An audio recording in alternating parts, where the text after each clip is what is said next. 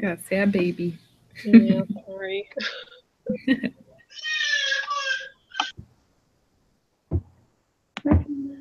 you go. Okay. And then, oh, sorry, are we starting? I don't think we started yet. No, we haven't. I think we were all just preparing and going to mute. Okay, because it says live, so, okay.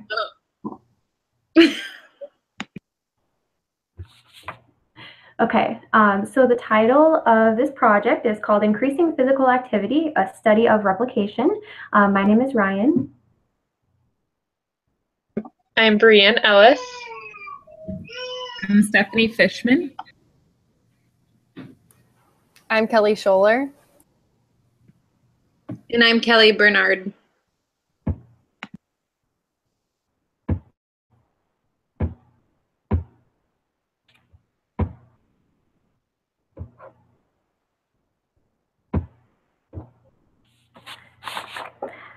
Exercise is one of the most primary ways individuals can maintain their overall well-being. It's important for children and adults to find ways to stay active. Neglecting time for daily physical activity can be detrimental to one's health, and unfortunately, too many people overlook this fact. For example, the CDC reported in 2013 that the obesity rate of individuals in the United States was 35.7%. They also reported that these findings were comparable to increased obesity rates in other countries. This indicates that obesity is not just prevalent in the United States, but is on the rise around the world as well. That's according to Washington et al. For many individuals, the problem is not that they are unaware of the benefits exercise could have for them. Rather, they struggle to find ways to exercise that are low cost and unobtrusive. Another thing that keeps people from exercising is a lack of motivation or a set goal. Thankfully, much research has been done concerning what methods that have helped people successfully increase the amount of physical activity without it being a major inconvenience. Studies have shown that contingency management can be used to help individuals increase their amount of physical activity. Contingency management is when a reward is delivered for achieving a certain goal. Researchers have used things as small as verbal praise and as big as electronics for rewarding participants for achieving fitness goals, according to Washington et al. In many of the studies, the individual's activity levels are measured by pedometers that count the number of steps the person takes in a day. Research has shown that pedometers, such as a Fitbit or Actigraph, are accurate and reliable in measuring one's daily physical activity, according to Gusmer, Gerard, and Pate. Counting steps is a great way for individuals to try and be more active because it is a low-cost method and allows for the individual to self-monitor their progress. Research also points to the benefits of exercising with others. Salvia et al. Found that people exhibit increased physical performance when in the presence of their peers.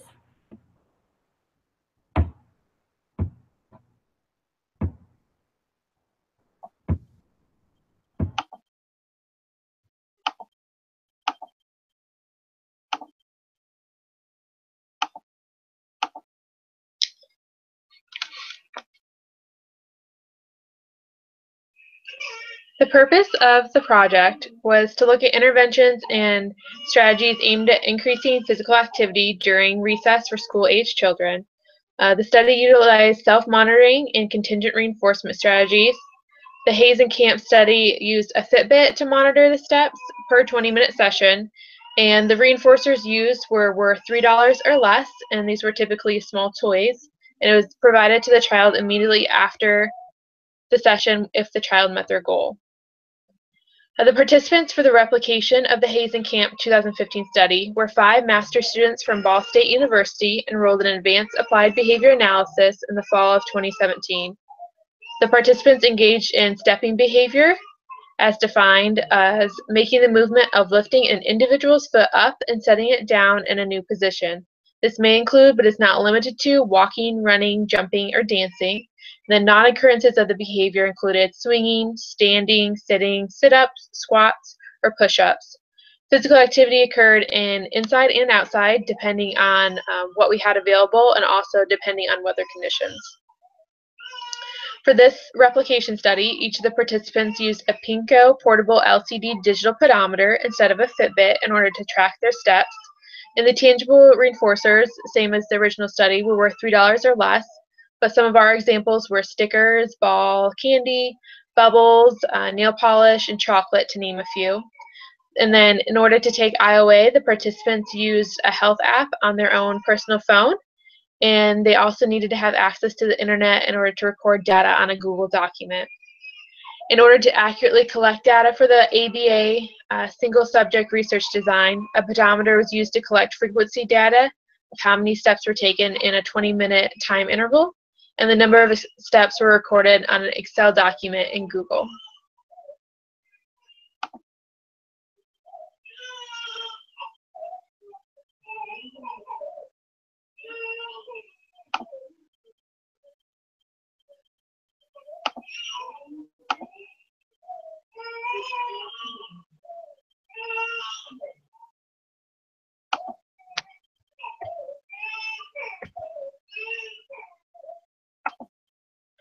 Who is taking the other part of methods? Yeah, it's me. I'm just trying to find my share thing. Okay. Sorry. No, you're fine. I was kind of panicking. It was me. Oh, it's not working. Oh, okay. Try it again. Okay, cool.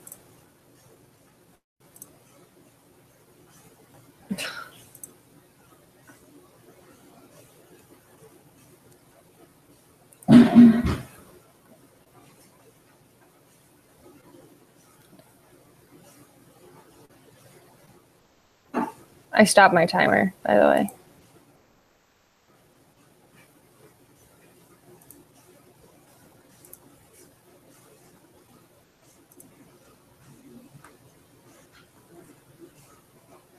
There we go.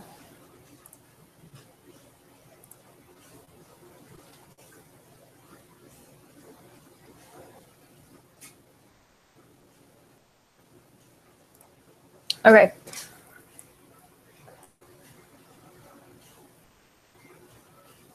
Okay, so for baseline 1 and 2, during baseline, each participant wore a pedometer on their right hip for the 20-minute session of what we called free play, and they did this 1 to 4 times per week. We had a Sunday to Sunday week, and then the screen of the pedometer was masked so that the participants could not look at the output on the screen until the end of the session. The participants set a timer for 20 minutes, and they could engage in walking, basketball. They could engage with fixed playground equipment, loose playground equipment, such as like jumping ropes or anything like that, or engage in an activity in an open space. And then each participant had to record their own data, their own start and stop time. Then they would initial that they reviewed all the intervention guidelines in the Google document to ensure treatment fidelity.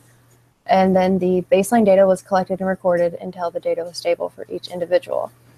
This occurred twice throughout our study. During intervention 1, each participant set their own personal step goal, which was supposed to be 10% above the last 4 stable baseline sessions before the beginning of the intervention phase. The participants then wore an unmasked pedometer on their right hip while engaging in the free play, and they checked their steps periodically throughout the session to see how close they were to their goal. Physical activity took place 1 to 4 times a week once again, and the timer was set at 20 minutes again. Once the 20-minute session was complete, the participants would record their steps and compare it to their 4 previous sessions to determine if they met their goal. And then once again, each participant recorded their own data, their start and stop time. They initialed that they reviewed the intervention guidelines, and then meeting or not meeting the step goal was also marked as yes or no on the Google document. And then after 2 consecutive sessions of meeting that goal, the participant increased their goal steps by 20% of the most 4 recent sessions. And if they met their goal, they received reinforcement with the $3 or less item.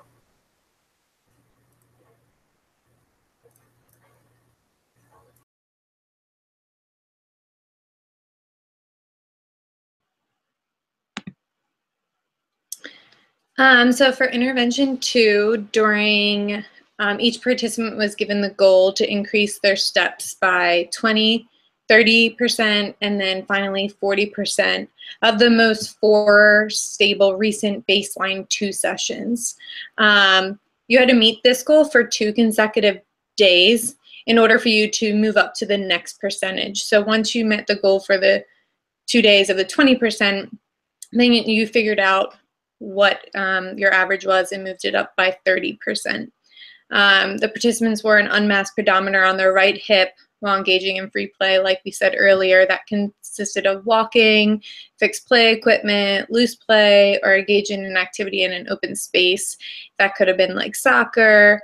And they would look at their pedometer a couple times throughout the session. And this took place between 1 to 4 times a week from a Sunday to a Sunday. And they would set a timer for 20 minutes. After that 20-minute session was completed, they would record their steps and compare it to their 4 previous sessions. We recorded the data in the Google Docs. You would write your start time and stop time, and we would initial that we reviewed all the guidelines in the Google document, that we were making sure that we were following the treatment fidelity. We also would write if we met or did not meet our goal, and also if we received reinforcement. If we met our goal, we would immediately receive that reinforcement item that we had identified in our preference assessment, which was $3 or less. We also collected IOA data, and this was by using a second pedometer worn in the same spot on the opposite side of our body, which we said we used a health app. And IOA data was taken for 100% of the sessions, and the procedure rotated through participants. So out of the 5 times each one of the sessions, one of us was taking IOA data. And the following formula was used to calculate was smallest step total divided by largest step total times 100 equaled the reliability.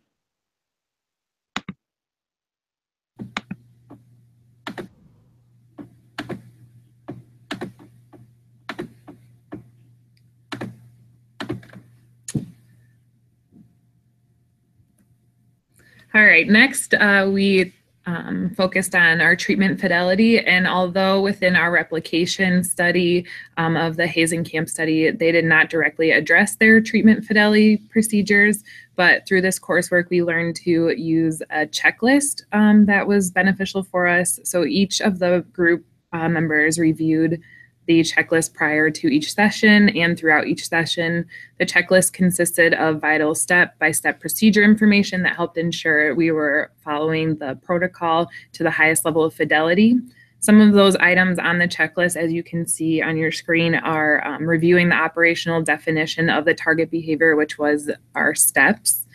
We would review our baseline information on an individualized basis. Then we would review the goal for our sessions or intervention, depending on what procedure we were in. But overall, those goals were to increase the steps by those 10%, 20%, 30%, and 40% benchmarks. We would also make sure that we had a timer we were able to set for 20 minutes each session. We made sure to engage in our target behavior the entire duration of the 20 minutes, and that we would stop it as soon as the timer went off. And then we also made sure to apply the reinforcement directly. And that's how we made sure to have high treatment fidelity.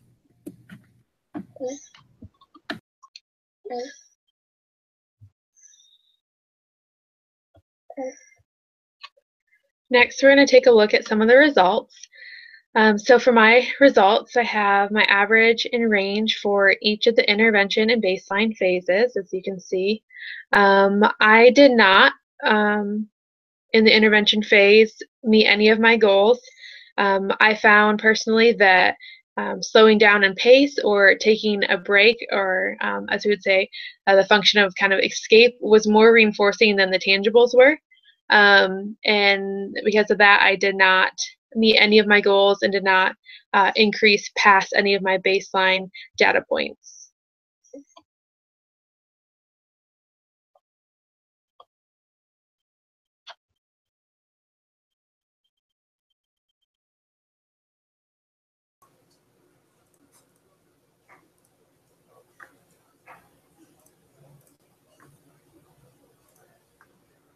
In my part of the study, I was able to meet most of my goals. I was able to meet the 10% goal in the first intervention, but I wasn't able to get 2 consecutive days above the 10% goal until the last 2 sessions.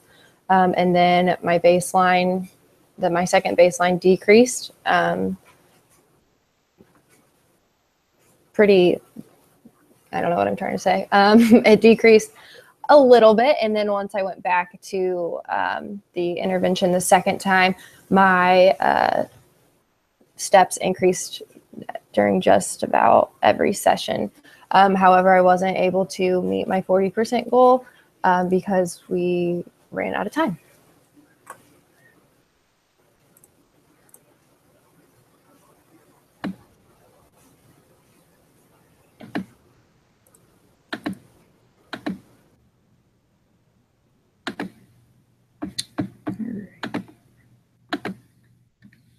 So then for my portion of the project, I was able to, for intervention 1, meet my first goal, which was the 10% increase from baseline within my first 2 sessions. And then as the second part of intervention 1, after those 2 consecutive sessions, I moved on to my goal 2, which was the 20% increase, which took me 3 sessions to complete. Following that, for intervention 2, I was able to meet my goal 3, which was the 30% increase within those first 2 sessions as seen in my graph. And then following that, I was able to meet my 4th goal, but it did take me the 3 sessions, as you can see that large jump in my data.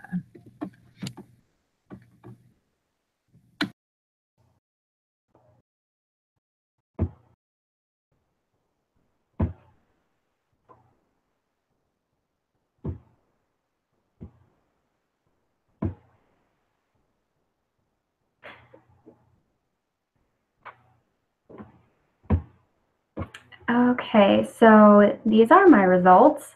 I think overall I did fairly well with the first time doing the intervention. I found out pretty quickly, as you can see, I did pretty low there for the second day, that I had to be really consistent with keeping up and keep going exercising. There were times where I would stop and get distracted by something. I did a lot of walking, so sometimes I would get distracted by something outside, or my husband was saying something to me. We'd go on walks together. So I had to stay pretty consistent with keeping up with my steps. And I think for the final intervention, I think I met my 30% goal, just barely met my 30%. I did not get to the 40%.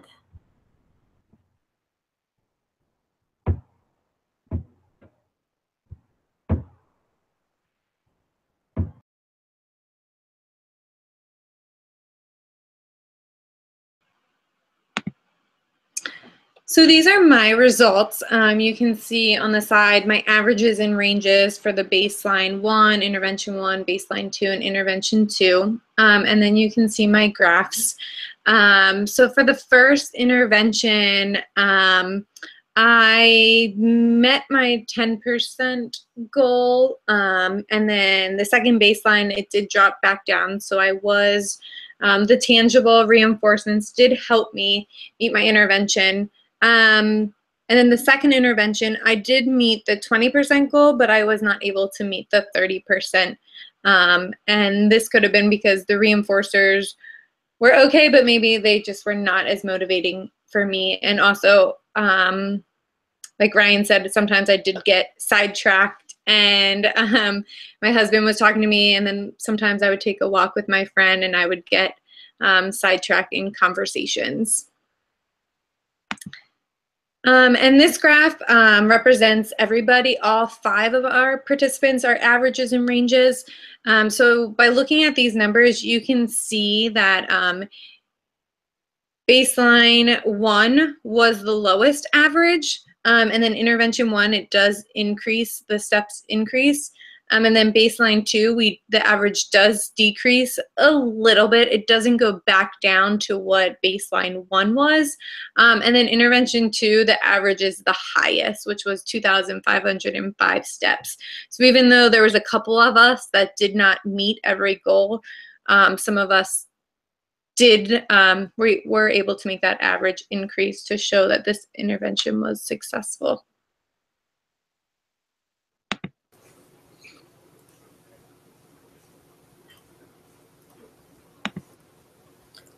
So in conclusion, our data suggested that the use of a pedometer as a form of self-monitoring used alongside with contingent reinforcement for reaching our goals can increase an individual's physical activity. 75% of participants met their goal of 10% more steps than baseline for at least 2 consecutive days in intervention 1. And then in intervention 2, 3 out of the 4, or 75% of participants met their goal of 20% more steps than baseline for 2 consecutive days. As the goals increase, it gets a little tougher. One participant was able to reach her goal of 30% more steps for 2 consecutive days, and then no participant was able to meet their goal of 40% more steps for 2 consecutive days. This could be due to the lack of time to complete the replication study. Although not every participant, as Kelly stated, was not able to reach their goal during each session, all but one participant had a higher average of steps by the end of the study.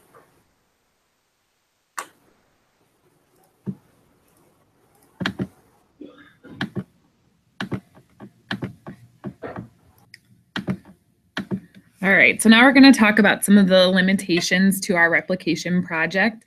As we mentioned, we all use the same pedometer, made sure we ordered the same one from Amazon, and that we all wore it in a similar location. But based on that pedometer that we ordered, we realized very quickly early on that we had some calibration complications. So we experienced a large range of steps or target behavior across our group members.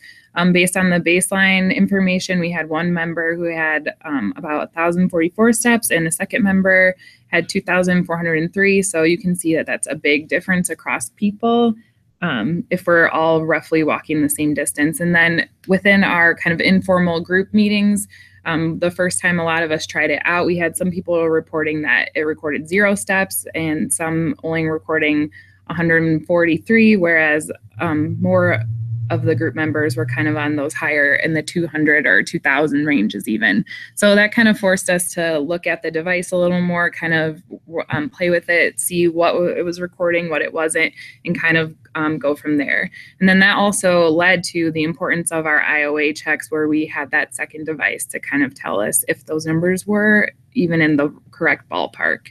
Another thing that could have played a big factor in our replication effectiveness would be the reinforcers. Kind of thinking, is that $3 price point an accurate level for reinforcers? I think that since this study was replicated or originally targeted children, I think $3 would be a very fair price point. But when you're talking about adults and their reinforcers, what is something that would be motivating for adults? For some, it was enough. For others, it may not have been. And then one of the studies that we looked at within our article talked about the effects of peer influence on physical activity. And that's something that this project unfortunately could not account for. We did try our best to synthesize a level of social or peer influence with our public postings in the documents, where each member recorded their steps per session. That allowed group members to look at the goals their peers were posting, which may or may not have had an effect on their step goal. We were not able to include this social or peer influence component because of a geographical limitation. Obviously, most of us don't live in the same state, let alone maybe some time zone issues, but there was no way that was feasible that we could identify that would allow for a live session in order to kind of keep those replication standards similar.